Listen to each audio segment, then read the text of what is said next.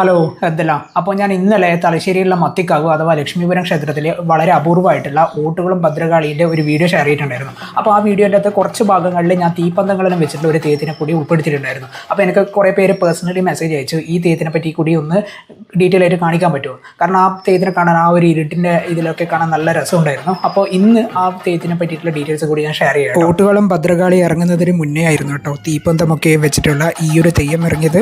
ഈ തെയ്യത്തിൻ്റെ പേര് അഗ്നീശ്വരി എന്നാണ്. പുലർച്ചെ 12:30യോടെയാണ് ഈ തെയ്യം ഇറങ്ങിയത്.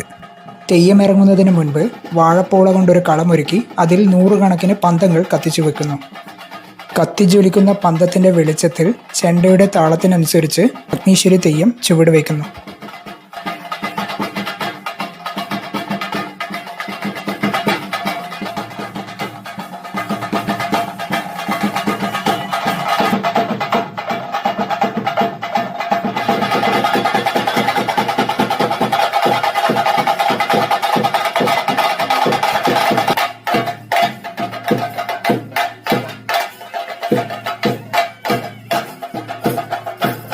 തെയ്യത്തിൻ്റെ പരികർമ്മി ഗുരുസി സമർപ്പിക്കുന്നതോടെ ചടങ്ങുകൾ പരിസമാപ്തി കുറിക്കുകയായി.